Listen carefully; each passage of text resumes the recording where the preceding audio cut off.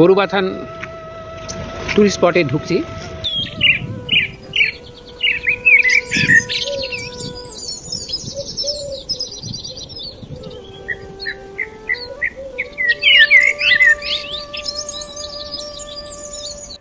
Good morning. ওদলাবাড়িতে শুভ সকাল। সকালবেলা ঘুম থেকে উঠে ফ্রেশ হয়ে নিয়ে এখন চিড়ে ভাজা আর চা খাচ্ছি বারান্দায় বসে বসে। সামনে ঘিস নদী, দূরে পাহাড় জঙ্গল, অপূর্ব সুন্দর লাগছে সকালটা। তাহলে চা খেতে খেতে প্রকৃতির সান্নিধ্যে থাকতে বেশ লাগছিল, কিন্তু উঠে পড়তে হলো, কারণ এবার আমরা আশেপাশের রিসর্টগুলো একটু ঘুরে দেখব আর প্রাকৃতিক সৌন্দর্যে কিছুক্ষণের জন্য হারিয়ে যাব। সম্পূর্ণ মাটি, মিহি পাউডারের মতো একদম। আমরা চলছি, ধুলো উঠছে চারিদিকে, আমাদের জুতো প্যান্ট সব ধুলোময় হয়ে গেল। এগিয়ে চলেছি, তবু মাটির কাছাকাছি রয়েছে। এই মাটি বর্ষায় আসলে আবার কাদা পেয়ে যাব। এই পথ দিয়ে আমরা এলাম আমাদের রিসোর্ট থেকে।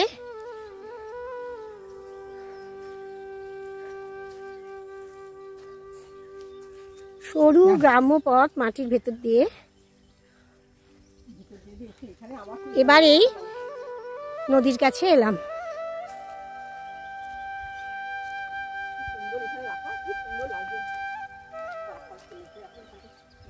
না না,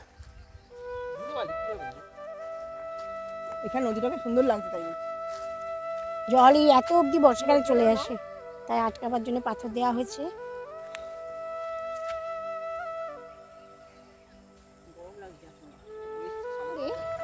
নদী বই চলেছে, নদীর এই গতির একটা সুন্দর শব্দও শোনা যাচ্ছে।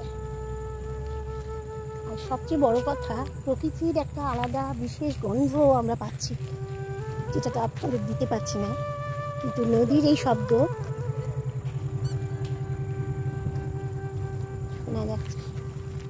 আপনারা কতটা পাচ্ছেন জানি না, কিন্তু দারুণ লাগছে।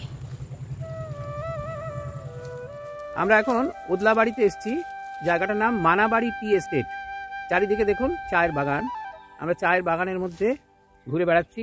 আর উল্টো দিকে আমাদের রিসোর্টটা, আমাদের রিসোর্ট ঠিক উল্টো দিকে, মানাবাড়ি টি এস্টেট। একদিকে চা বাগান আর উল্টো দিকে নদী।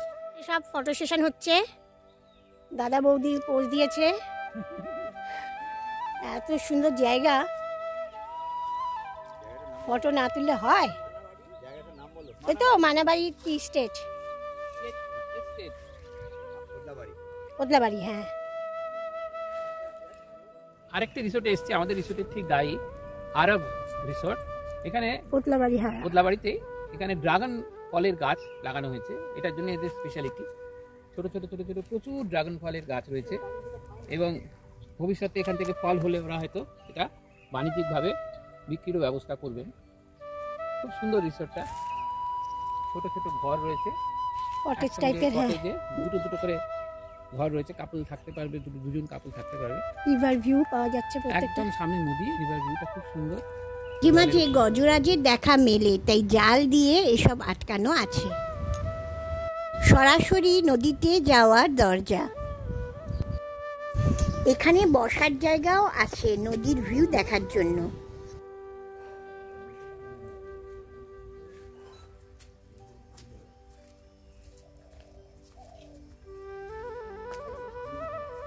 এটা কিচেন, এটা ডাইনিং স্পেস।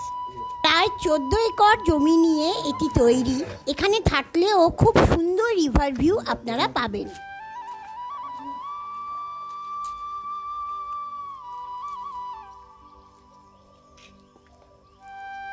বাগান না, হাতির প্রকোপ এখানে আছে, গাছ ফুলে ভরে গেছে।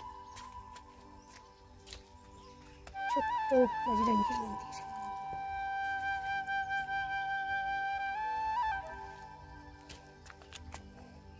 নদী থেকে একটু দূরে আছে মানাবাড়ি গ্রিন রিসোর্ট। বনময়ূরী ইকো রিসোর্টের শেষ দিন আজকে। আমরা এখান থেকে বেরিয়ে যাচ্ছি ঝান্ডির উদ্দেশ্যে। তো এই ছেলেটি বিকান্দার, অসাধারণ ছেলে, খুব ভালো ছেলে, আর আমাদের এখানে এত সুন্দর বাগানটা মেনটেন করছে, এটা আমার সবচেয়ে হেড কুক। ও আর ওর বউ অসাধারণ রান্না করে। হ্যাঁ, রান্না করেছে, আমাদের খুব ভালো লেগেছে এখানে। পরিবেশটা খুব ভালো, খাওয়া দাওয়ার টেস্টও খুব ভালো। ঠিক আছে, থ্যাংক ইউ। এলাম, টাটা। বনময়ূরী ইকো রিসর্ট ছেড়ে এবার আমরা রওনা দিলাম আরেক গন্তব্যের পথে, কালিম্পং জেলার অন্তর্গত ঝান্ডির উদ্দেশ্যে। পথে পড়বে গরুবাথান ফরেস্ট। চা বাগানের মধ্য দিয়ে এই অপূর্ব রাস্তাটি বহুদিন মনে থাকবে।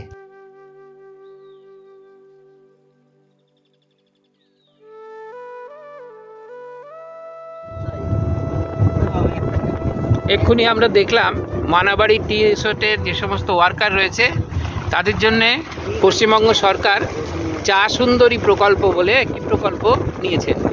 সেখানে ছোট ছোট সমস্ত কটেজ বানিয়ে দেওয়া হয়েছে, এখানে চা বাগানের ওয়ার্কাররা যাতে সুন্দরভাবে থাকতে পারে, পরিষ্কার পরিচ্ছন্ন সুস্থভাবে তারা থাকতে পারে। খুব সুন্দর উদ্যোগ।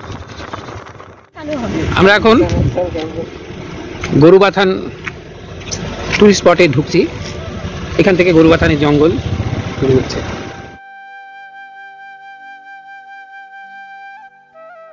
গরুবাথান পিকনিক স্পটটি এক কথায় অপূর্ব সুন্দর। চেল নদীর ওপর চেল ব্রিজ পেরিয়ে আমাদের গাড়ি নেমে এলো একদম চেল নদীর ধারে, যেখানে শীতকালে জমজমাট পিকনিক হয়। নদীর ধারে রয়েছি, জায়গাটার নাম হচ্ছে আপার ফাগু চেল খোলা পিকনিক স্পট। খুব ফেমাস পিকনিক স্পট, যদিও এখন পিকনিকের সিজন নয়। আমরা ঘুরতে এসেছি, পেছনে পাহাড়, বাঁদিকে চেল নদী, অপূর্ব সুন্দর জায়গা। আপনারা আমাদের সঙ্গে এনজয় করুন।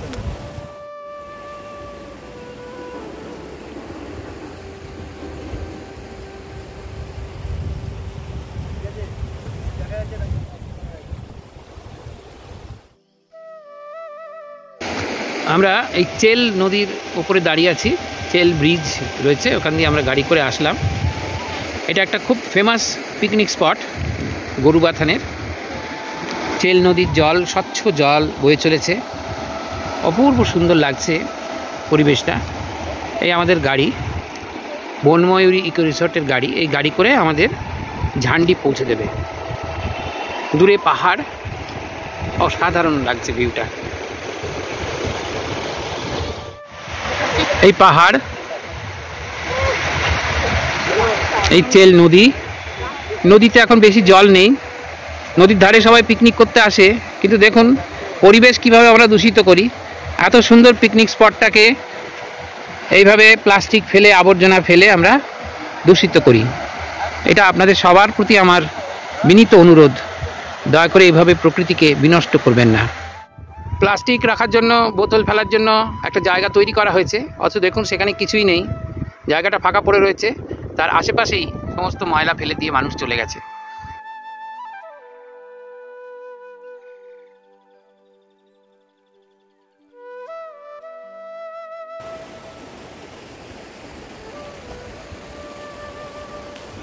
পাহাড়, নদী, জঙ্গলের হাতছানিকে উপেক্ষা করে আমাদের চলে যেতেই হলো, প্রবল অনিচ্ছা সত্ত্বেও।